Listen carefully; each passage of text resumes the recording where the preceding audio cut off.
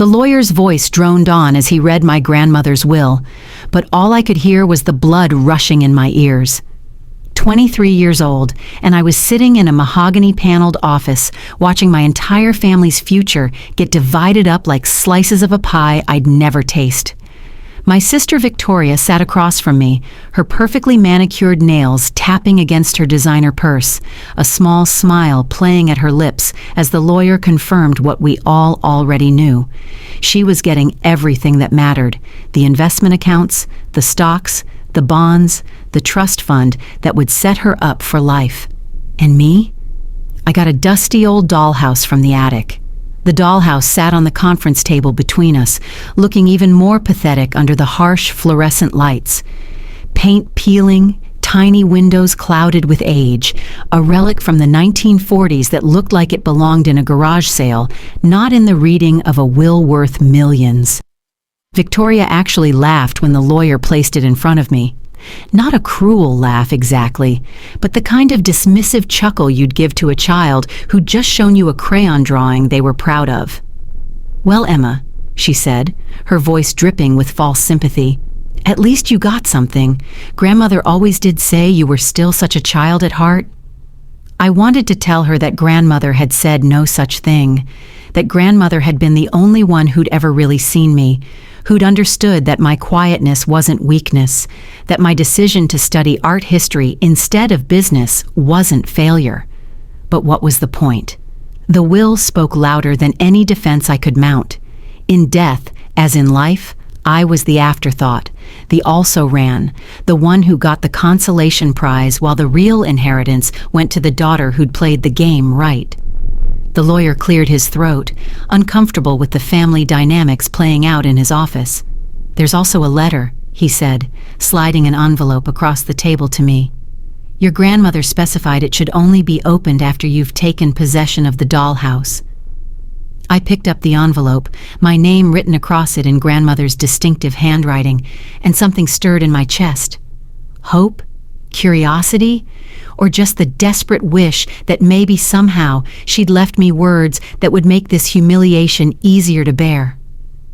Before I continue, if this story resonates with you, if you've ever felt overlooked or undervalued by your own family, please hit that like button. Your support means everything, and I promise what happens next will change everything you think you know about being the forgotten one. Victoria stood, smoothing down her pencil skirt. "Well, I have a meeting with my financial advisor in an hour. So much to discuss now." She looked at me with what might have been pity if I thought she was capable of such an emotion. "Do you need help carrying your dollhouse to your car? It looks heavy." "I've got it," I managed, my voice steadier than I felt. "Of course you do," she said, already halfway to the door. "You always were so independent, even when it doesn't serve you." The door clicked shut behind her, leaving me alone with the lawyer and my grandmother's last gift to me. I lifted the dollhouse, and Victoria had been right about one thing. It was surprisingly heavy for something so old and neglected. The lawyer helped me carry it to my beat-up Honda Civic, the one I'd bought with my own money from working double shifts at the campus bookstore all through college. Victoria had gotten a BMW for her 18th birthday. I'd gotten a card with a $50 bill inside. That's how it had always been in the Hartley family. Victoria was the golden child, the one who'd followed in our parents' footsteps, getting her MBA, joining the family investment firm, marrying Richard Blackstone III, whose family owned half of Connecticut. And me? I was the one who'd wanted to work in museums, who'd spent my summers interning for free at the Met, while Victoria summered in the Hamptons. I was the one who'd sat with grandmother during her chemo treatments, while Victoria was too busy with her important life. I drove home to my studio apartment in Queens, the dollhouse taking up most of my back seat, and tried not to cry. 45 minutes in traffic gave me plenty of time to think about all the ways my life had diverged from Victoria's. She lived in a penthouse on the Upper East Side. I lived in a fourth-floor walk-up where the radiator clanged all night in winter. She had a housekeeper. I had a roommate who never did dishes. She had a trust fund. I had student loans that would take me 20 years to pay off. But the worst part wasn't the money. It was what the money represented.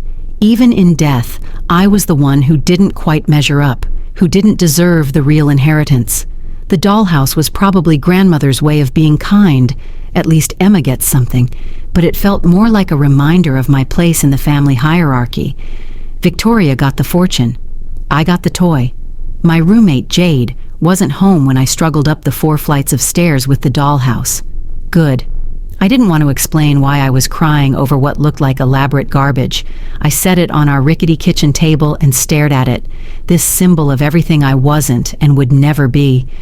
The envelope felt heavy in my hands. Part of me didn't want to open it, didn't want to read what would probably be some platitude about how the dollhouse had sentimental value, how it had been in the family for generations, how I should treasure it as a connection to our past. But grandmother had never been one for platitudes. She'd been sharp, honest, sometimes brutally so. It was one of the things I'd loved about her. I opened the envelope. "My dearest Emma," the letter began, and I could hear her voice in the words, that slight British accent she'd never quite lost despite living in New York for 60 years.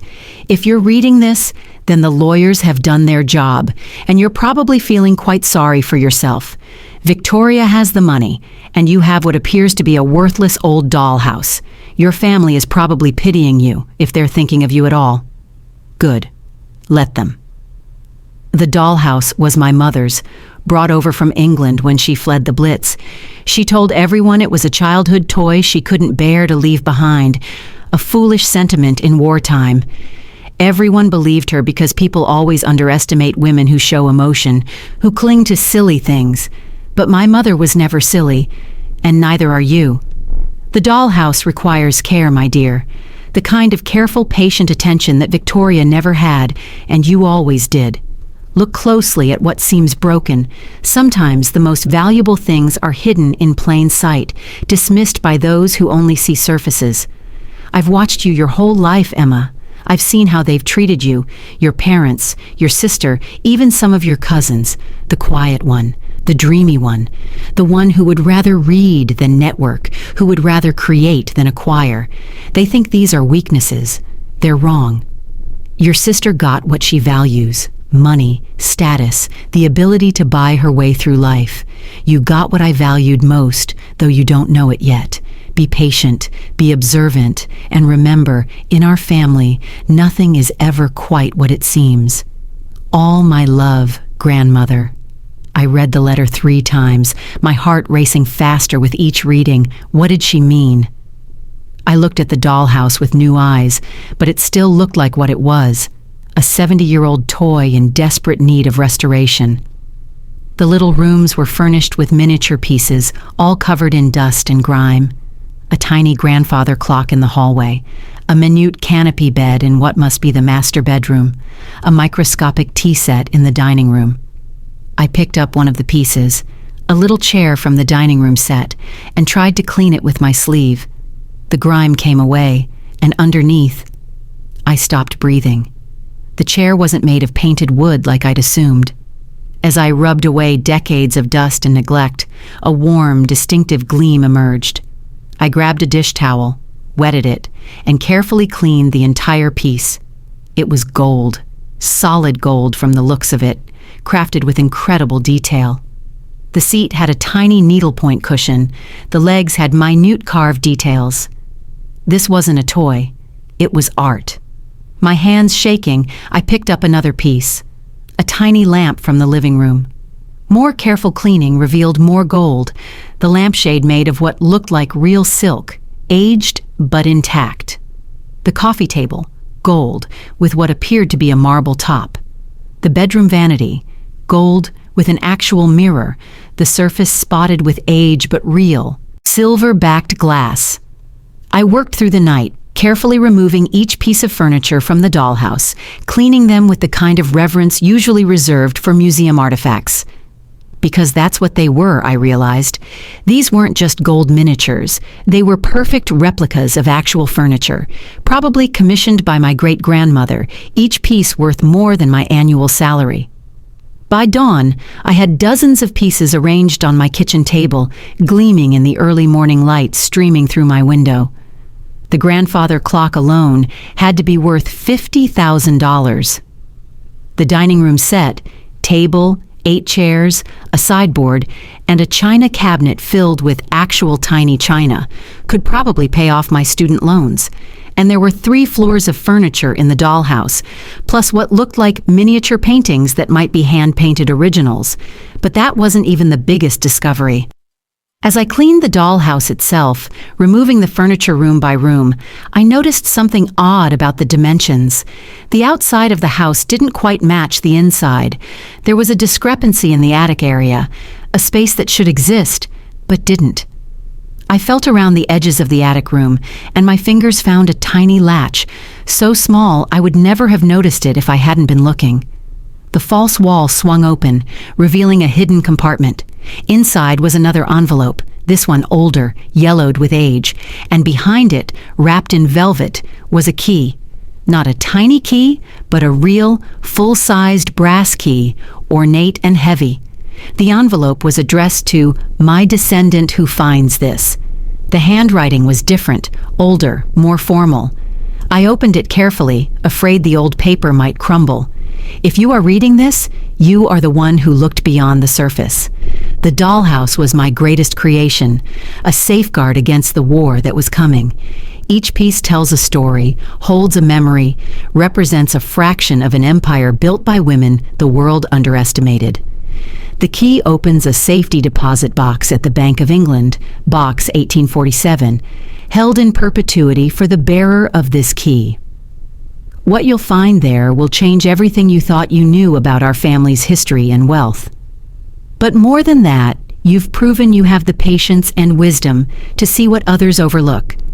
That makes you the true heir to more than just money. It makes you the keeper of our real legacy.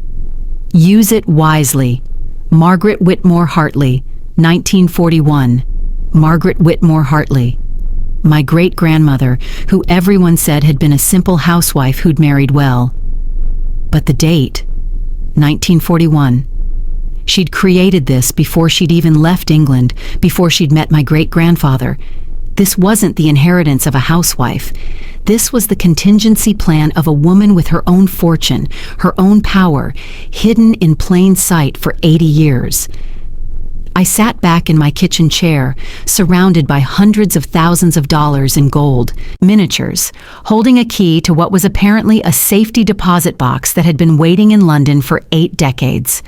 The sun was fully up now, and my phone was buzzing.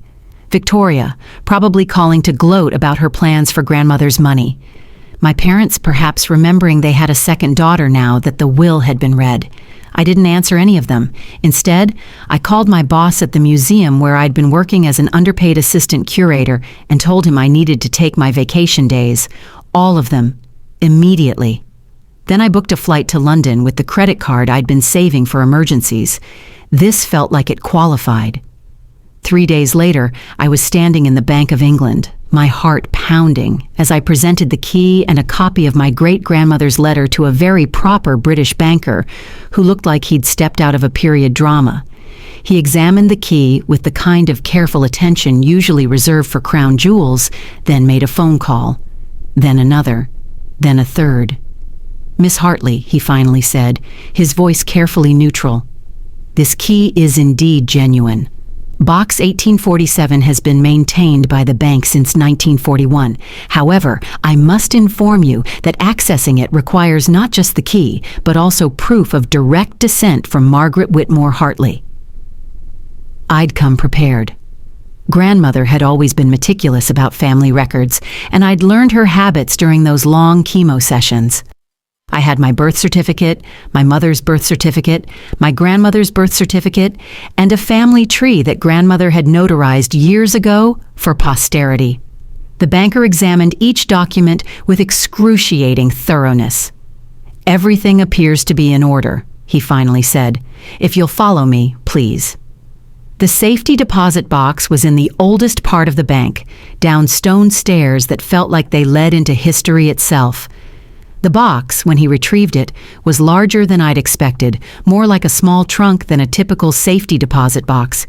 He led me to a private room and left me alone with it. My hands were shaking as I opened it. On top was another letter, this one in my grandmother's handwriting, dated just 6 months ago, right after her diagnosis. Emma, my dear, if you're reading this, you've found Margaret's secret, which means you've proven everything I always knew about you. You see what others miss. You value what others discard. You have the patience to uncover truth rather than accepting surface appearances. Margaret Whitmore wasn't just a war bride who got lucky. She was one of the most successful art dealers in pre-war London, specializing in miniatures and dollhouses for wealthy collectors.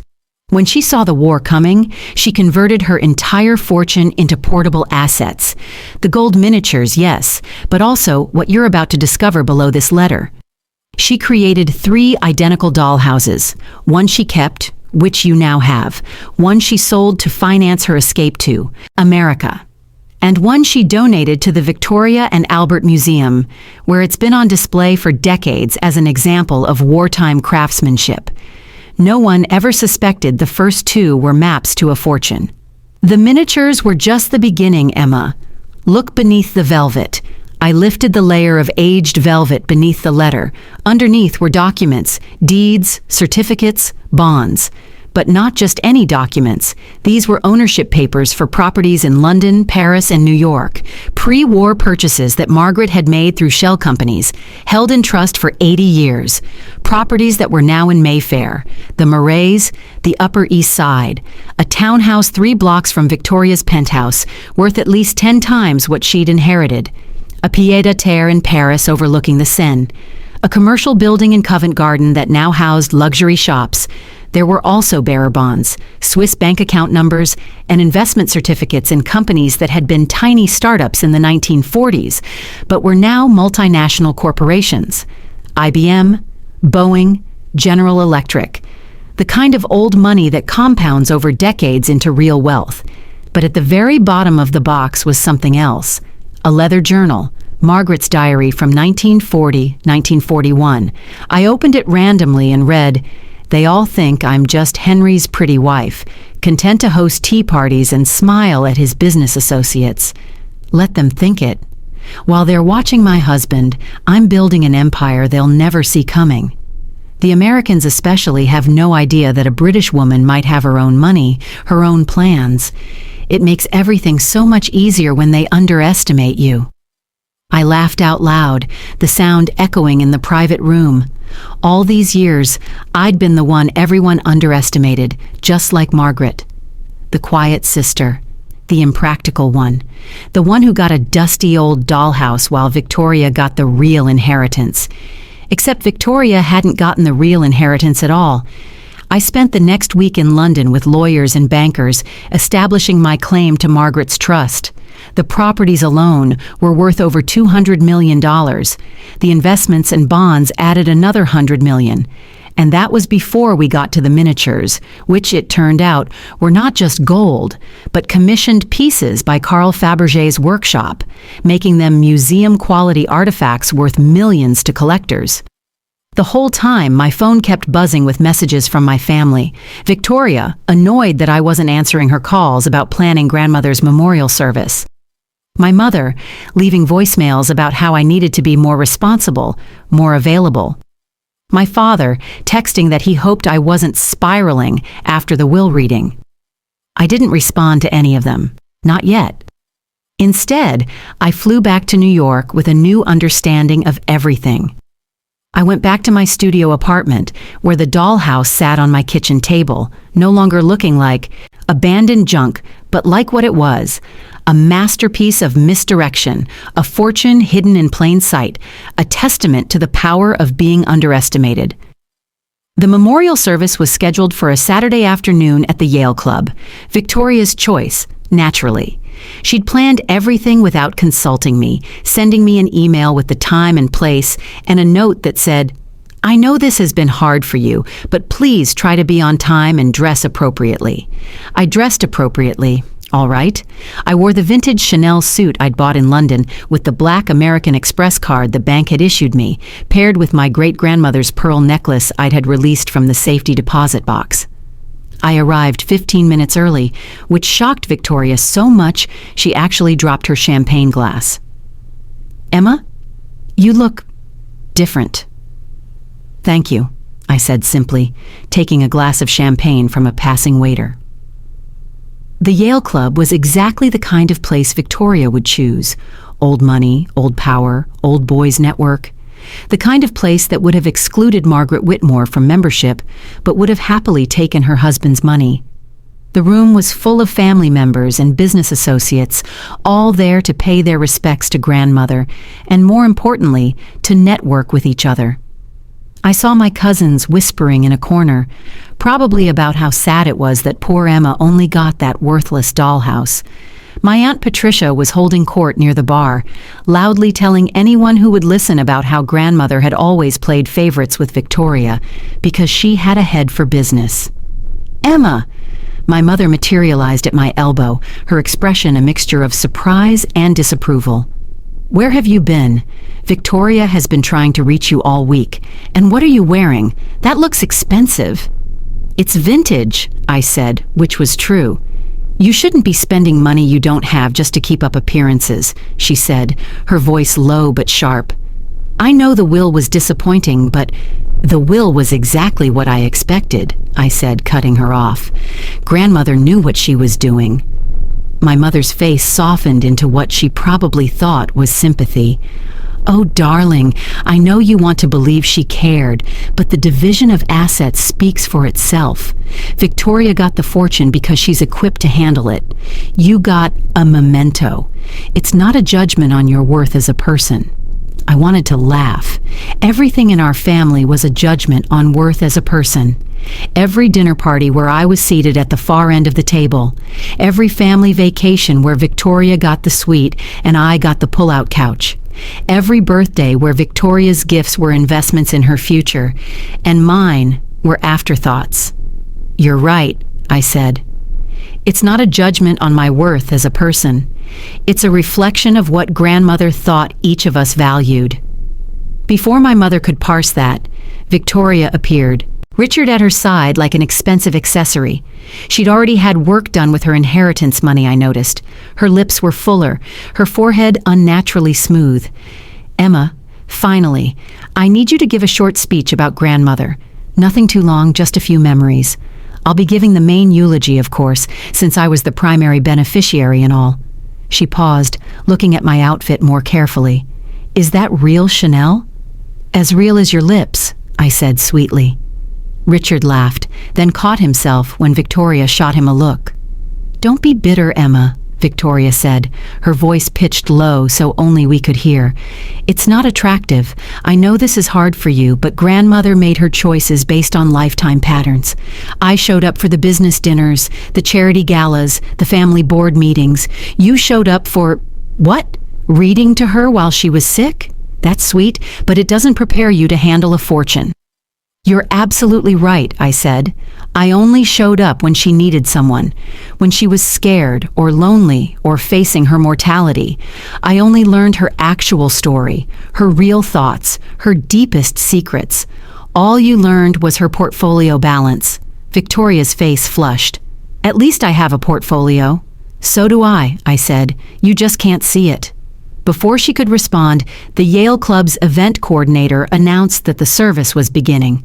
We took our seats, Victoria and Richard in the front row, center, my parents beside them. I sat in the second row, off to the side, where I'd always been placed in family formations. Victoria's eulogy was exactly what you'd expect. Polished, professional, utterly devoid of actual emotion. She talked about grandmother's business acumen, her investment strategies, her role in building the family fortune. She mentioned the will, of course, couldn't help herself, talking about how honored she was to be entrusted with continuing grandmother's financial legacy. "My grandmother understood that wealth is a responsibility," Victoria said, her voice carrying through the room. She knew that it takes a certain kind of person to manage it properly. I'm honored that she recognized those qualities in me and trusted me to be the steward of what she and my grandfather built. There was polite applause. A few of the business associates nodded approvingly. My mother dabbed at her eyes with a handkerchief, though I doubted any actual tears were involved. Then it was my turn. I stood at the podium, looking out at the assembled crowd. All these people who thought they knew my grandmother because they knew her bank balance. All these relatives who thought they knew me because they'd assigned me a role in the family narrative. The disappointing daughter, the impractical sister, the one who got a dollhouse instead of a fortune. My grandmother, I began, was a woman who understood the value of secrets. I saw Victoria shift in her seat, probably worried I was about to embarrass the family with some emotional display. She understood that sometimes the most valuable things are hidden in plain sight, that what looks worthless to one person might be priceless to another, that patience and careful observation often reveal more than aggressive ambition ever could. I pulled out the letter grandmother had left me, the first one, the one that had started everything. She left me a letter with the dollhouse. I'd like to read part of it to you. I cleared my throat. Your sister got what she values: money, status, the ability to buy her way through life. You got what I valued most, though you don't know it yet. I looked up at the audience. At first, I thought this was just grandmother trying to make me feel better about being overlooked, but then I discovered what she really meant. You see, the dollhouse wasn't just a dollhouse. It was a test, a puzzle, a message from one underestimated woman to another. Victoria was sitting up straighter now, her face alert. The dollhouse contained miniature furniture that looked like worthless toys. But when I took the time to clean them, to really look at them, I discovered they were solid gold. Not just gold-plated, but solid gold miniatures crafted by Fabergé's workshop before the Russian Revolution. Each piece is worth more than most people's annual salary.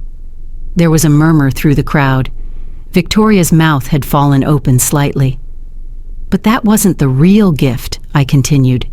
Hidden in the dollhouse was a key to a safety deposit box that had been waiting in the Bank of England since 1941. Our great-grandmother, Margaret Whitmore, wasn't just a war bride who married well. She was one of the most successful art dealers in pre-war London, and when she saw the war coming, she converted her fortune into hidden assets. Properties in London, Paris, and New York.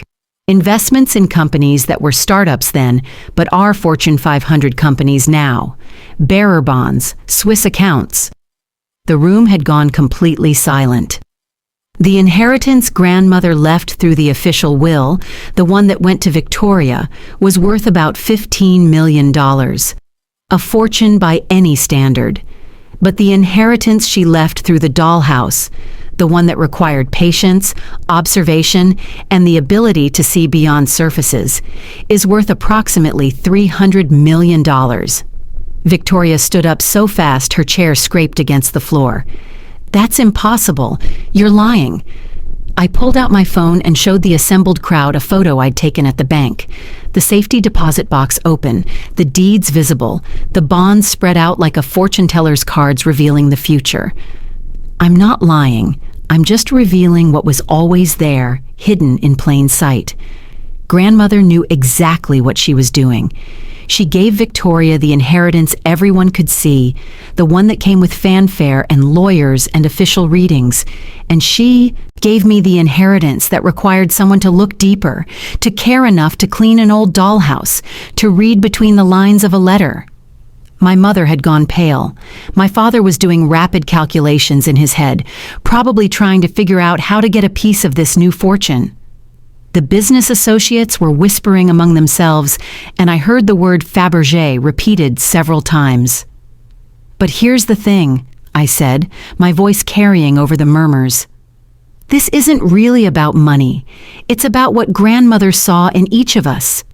Victoria, she knew you'd take care of the visible fortune, that you'd manage it responsibly, grow it steadily, and you will. You're good at that. But me? She knew I'd take care of the hidden fortune, the one that required someone who could see the value in what others dismissed. I looked directly at Victoria. You got what you valued most. The recognition, the official stamp of approval, the ability to say you were the primary beneficiary. And I got what grandmother valued most. The secret history of our family's women, the proof that we come from a line of people who built empires while letting the world think they were just pretty faces at tea parties. Victoria's face had gone from pale to red. You can't. This isn't. The will was legal. I'm the primary beneficiary. You are, I agreed. Of the will. But the dollhouse wasn't part of the will, was it? It was a separate bequest. And everything in that safety deposit box was held in trust, outside the estate. Margaret Whitmore made sure of that. She created a structure that would survive wars, market crashes, and most importantly, family members who might not understand its value. Richard, who'd been silent until now, finally spoke. Are you saying you're worth $300 million? I'm saying I'm worth exactly what I've always been worth, I said. The money doesn't change that. It just makes it visible to people who couldn't see it before. I stepped down from the podium and walked back to my seat, but I didn't sit down. Instead, I picked up my purse, a new one, admittedly, bought in Paris with Margaret's money, and prepared to leave. Where are you going? My mother demanded. We're not done here. We need to discuss this, as a family. We've never discussed anything as a family, I said. We've discussed things as a hierarchy, with Victoria at the top and me at the bottom, but I'm not interested in that dynamic anymore. You can't just leave, Victoria said, her voice shrill. This affects all of us. That money should be part of the family trust. Grandmother wouldn't have wanted... Grandmother wanted exactly this, I interrupted. She wanted me to find it, claim it, and use it as I see fit. And right now, what I see fit is to leave this room full of people who never saw my value and go live my life. I walked toward the door, but Victoria's voice stopped me. You're not smart enough to handle that kind of money, she said, desperation making her cruel. You'll lose it all. You need me to help you manage it. You need the family's guidance. I turned back one last time. I need the family's guidance like I needed it when I was 12, and you told everyone at school I still played with dolls. Like I needed it when I was 18, and you convinced our parents I wasn't ready for college, so you could have a gap year in Europe. Like I needed it when I was 21, and you told Richard's brother I was sweet but simple, so he wouldn't ask me out. I've never needed your guidance, Victoria. I've only needed you to get out of my way. The room was silent. Even the waiters had stopped moving, frozen in place like the miniature figures in the dollhouse. The memorial service is over, I announced. At least my part in it. You can all stay and discuss how unfair it is that the family disappointment is now the family fortune. I have a plane to catch. I was at the door when my grandmother's lawyer, Mr. Patterson, stood up. He'd been sitting in the back, observing everything with the careful attention of someone who'd known this was coming. Miss Hartley, he said, Emma, your grandmother left one more thing for you. She asked me to give it to you only after you'd found Margaret's trust. He handed me another envelope. Inside was a single sheet of paper, and on it, in grandmother's handwriting, just one line. Now you know why I always smiled when they underestimated you. All my love, grandmother. I did leave then, walking out of the Yale Club and into the bright New York afternoon. My phone started ringing immediately. Victoria, my mother, my father, cousins I hadn't heard from in years. I turned it off and dropped it in my purse. I had a flight to catch, yes, but not to run away. I was flying to London to meet with the board of the Victoria and Albert Museum. They had Margaret's third dollhouse, the one she'd donated, displayed as an example of wartime craftsmanship. They didn't know it was actually a map to a fortune, just like mine had been. I wasn't going to tell them. The fortune had already been claimed. But I was going to fund a new wing dedicated to women artists and craftswomen whose work had been overlooked or dismissed. The Margaret Whitmore Hartley Wing, because that's what you do when you've been underestimated your whole life and suddenly have the power to change the narrative. You make sure other underestimated people get seen.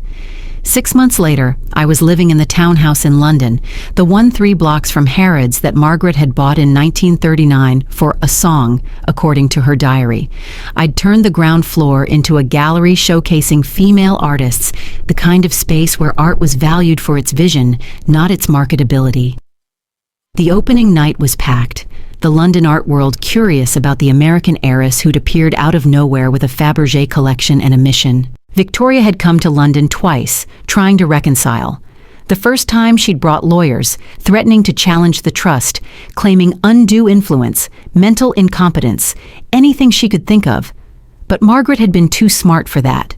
Every document was ironclad, every transfer legal, every ownership claim indisputable. The lawyers told Victoria she had no case and charged her a fortune for the privilege of hearing it. The second time, she came alone, sitting in my gallery on a random Tuesday afternoon, looking at the art with the confused expression of someone trying to understand a language they'd never bothered to learn. "I don't get it," she'd said, standing in front of a painting by a young Syrian artist who'd fled the war and found her voice in London. "Why does this matter to you more than everything else?" "Because this is everything else," I'd told her. "This is what grandmother understood. That value isn't just about money. It's about seeing what others miss, preserving what others discard, elevating what others diminish. But you have hundreds of millions of dollars. You could do anything. You could buy anything." "I am doing anything. I'm choosing to do this." She'd left that day without saying goodbye, but she'd stopped calling me the family disappointment in her emails. Small progress. My parents had taken a different approach. They'd suddenly become very interested in my life, my choices, my plans for the future. My mother had even suggested she could help me with the gallery, despite having no experience or interest in art. I'd politely declined and suggested they focus on Victoria, who was struggling with the realization that $15 million didn't go as far as she'd thought in Manhattan's social circles. The cousins who'd ignored me for years were now sending birthday cards, Christmas cards, random thinking of you cards. I responded politely but distantly, the way you do with acquaintances you run into at the grocery store. They'd shown me who they were when they thought I had nothing. I believed them. But the most interesting visitor to the gallery was someone I'd never expected to see again. James Blackstone, Richard's younger brother, the one Victoria had warned off when we were younger. He'd come to the opening, standing in front of the dollhouse. Yes, I'd put it on display, in a climate-controlled case with museum-quality lighting, with an expression of wonder. "She told me you were too fragile for me," he'd said when I approached. "Victoria said you were sweet but couldn't handle someone with ambition. And you believed her?" "I was 22 and stupid. Also, she was dating my brother, and I thought she was looking out for you." He'd paused, studying the dollhouse. "I should have known better. You were the only one at those awful family dinners who ever said anything interesting. You remember our conversations?" "I remember you talking about the way Victorian dollhouses were actually teaching tools for girls, showing them how to manage households, how they were both toys and training, play and preparation. You made them sound like historical artifacts instead of just miniatures." They were historical artifacts. This one certainly was. We'd talked for hours that night, long after the other guests had left. He was a professor now, teaching history at Cambridge, specializing in women's roles in wartime economies. He'd never married, he said, because he'd never found anyone who could make him think the way I had during those brief conversations before Victoria had intervened. I didn't fall back into anything with James. Too much time had passed, too much had changed, but we became friends, real friends, the kind who could discuss ideas for hours without needing to fill silences with small talk. He helped me research Margaret's life, uncovering more of her story. She'd been even more remarkable than I'd known, a member of the Special Operations Executive during the war, using her art dealer cover to move intelligence. The dollhouses hadn't just been for hiding wealth, they'd been for hiding secrets that helped win the war. A year after the memorial service, I got a call from Mr. Patterson, Victoria was getting divorced. Richard had left her for someone younger, richer, from a better family. The prenup she'd signed, so confident in her position as the primary heir, left her with very little. She was going to have to sell the penthouse, liquidate most of her assets. "She's asked if you might help," Mr. Patterson said carefully.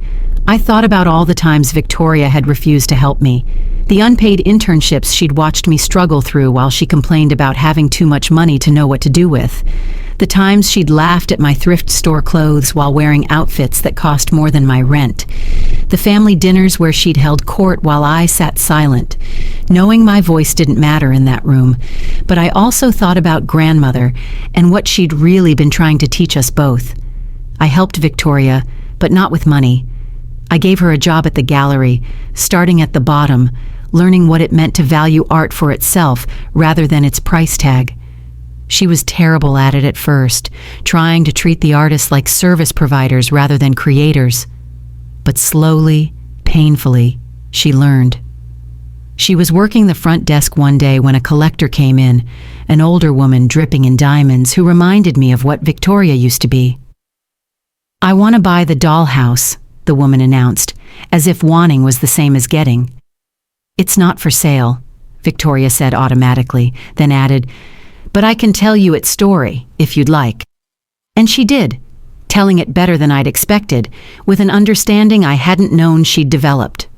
She talked about Margaret's courage, grandmother's wisdom, and even, though it must have killed her, my patience in uncovering the truth.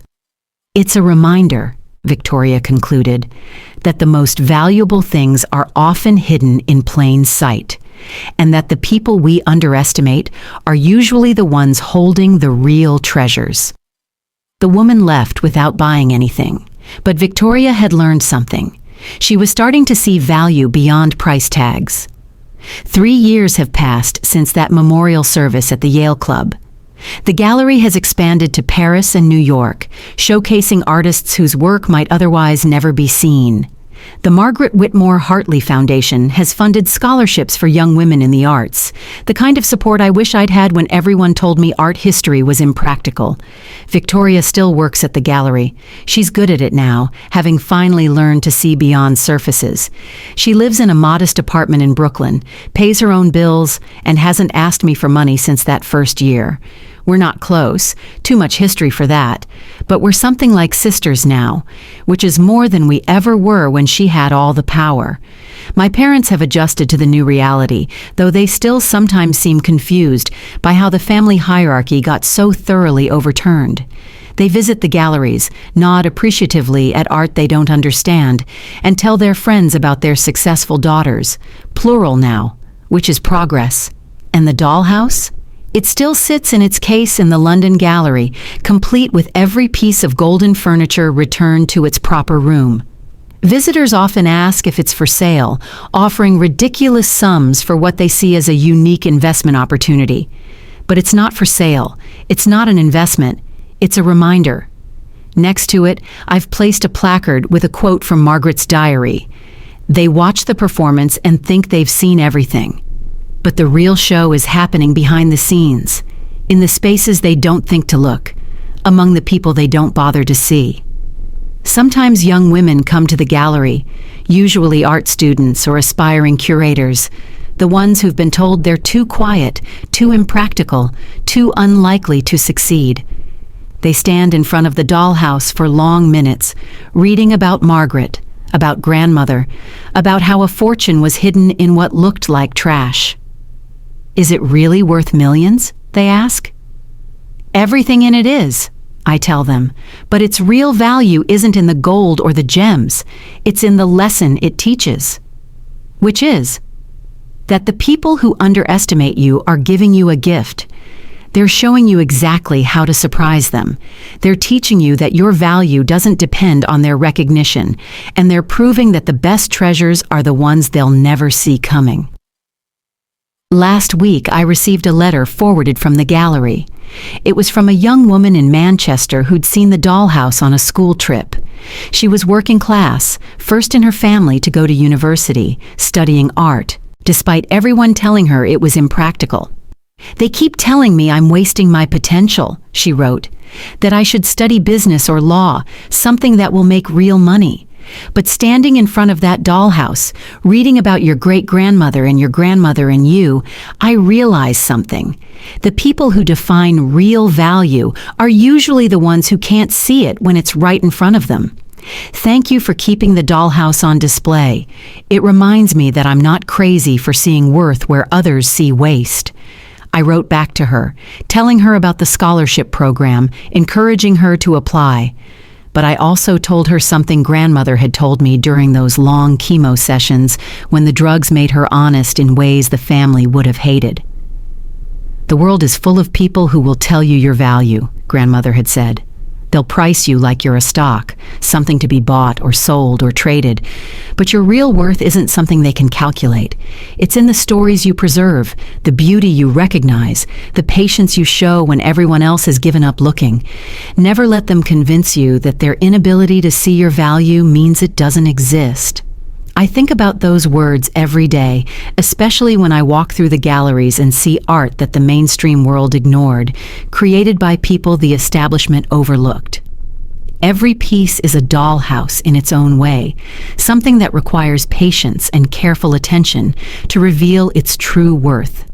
And sometimes, late at night in the London townhouse, I take out Margaret's diary and read her entries from the war years. She wrote about the bombs falling, the rationing, the fear that civilization itself might collapse. But she also wrote about hiding treasures in plain sight, about the power of being underestimated, about the long game that women have always had to play. "They think we're decorative," she wrote in 1941. "Let them. While they're watching us pour tea, we're building empires in miniature, storing up power for the day when someone will look closely enough to see what we've really done." That day came 80 years later, when a disappointed granddaughter cleaned the dust off what everyone thought was junk. The doorbell rings, interrupting my reading. It's James, here for our weekly dinner where we discuss our research into Margaret's war work. We've uncovered evidence that she helped dozens of Jewish families escape Germany, using her art dealer connections to smuggle out their valuables in dollhouses that Nazi inspectors dismissed as children's toys. Each miniature was a life saved, a fortune preserved, a future secured. "Any new discoveries?" he asks, settling into the chair across from me in the library. "Always," I say, showing him a photograph we've just received from the archives.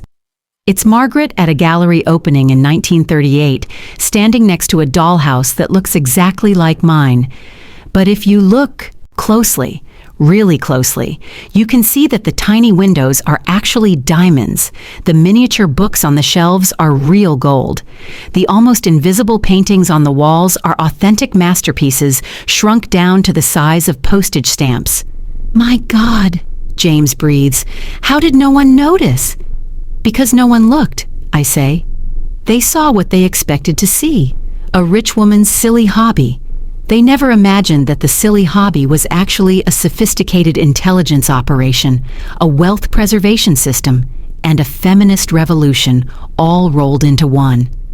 We spend the evening piecing together more of Margaret's story, finding connections between the dollhouses and the families she helped save.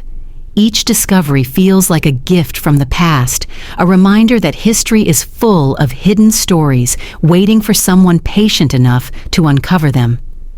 When James leaves, I walk back to the gallery one more time. It's closed now, the lights dimmed, but the dollhouse is still illuminated in its case. I stand in front of it, thinking about all the people who walked past it for decades without really seeing it, all the family members who thought it was worthless, all the years it waited for someone to look closely enough to see the gold beneath the grime. Tomorrow, there will be visitors who see it as a curiosity, a historical oddity, a rich woman's eccentricity. But there will also be someone, there always is, who stands transfixed, understanding that they're looking at more than just a dollhouse. They're looking at proof that the greatest treasures are often hiding in plain sight, dismissed by those who think they know what value looks like.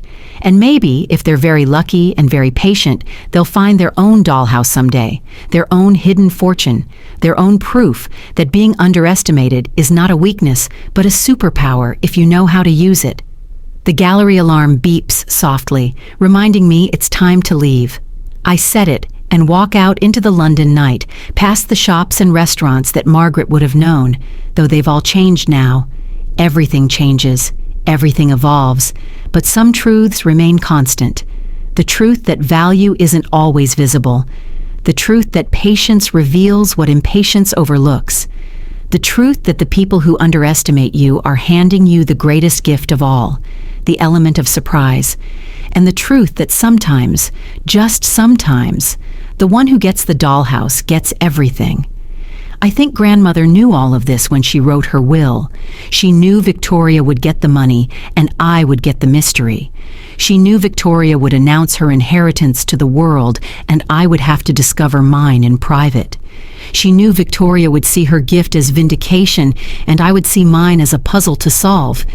But most of all, she knew that Margaret's story needed to be told by someone who understood what it meant to be overlooked.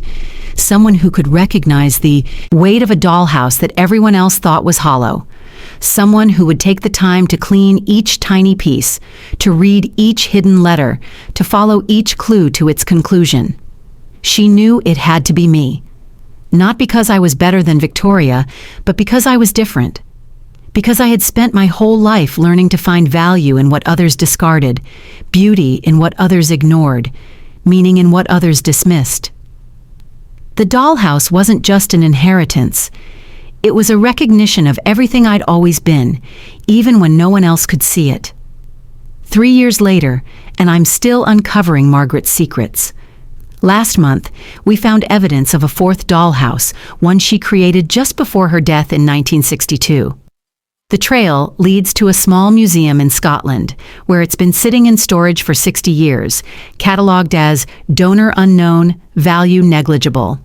James and I are flying there next week to see it. Victoria is coming too, having developed an unexpected expertise in Fabergé miniatures. She's even writing a book about Margaret, though she jokes that no one will believe it's not fiction.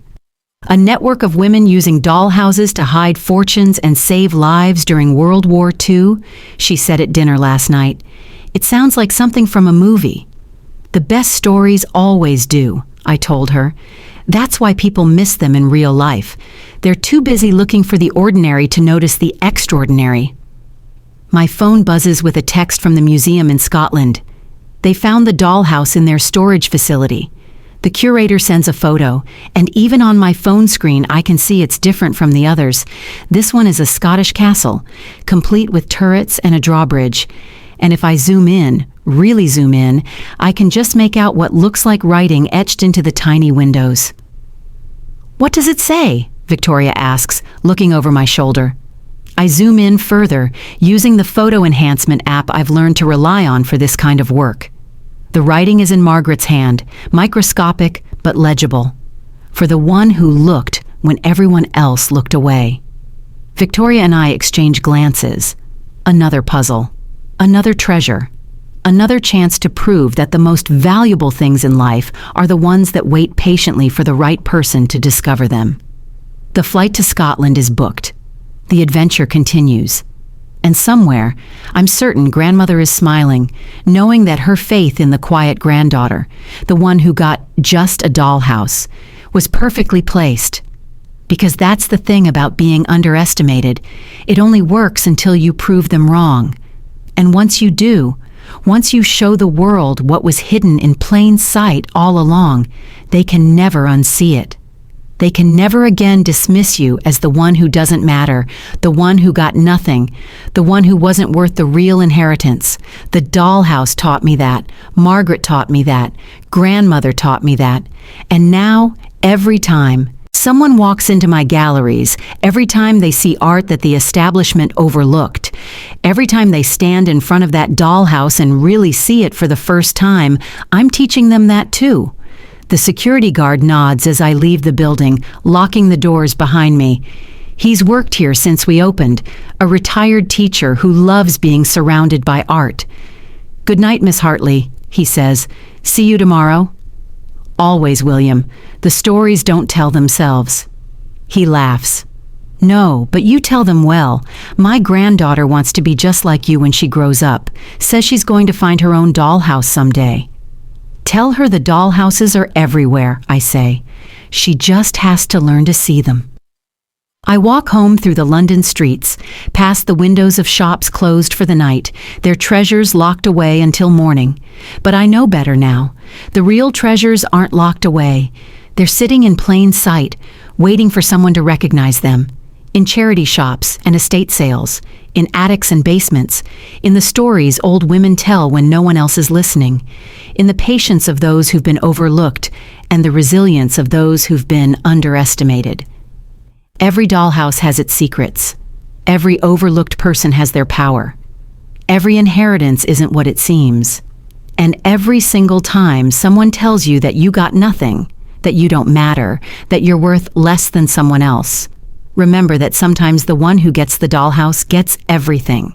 They just have to be patient enough to look inside.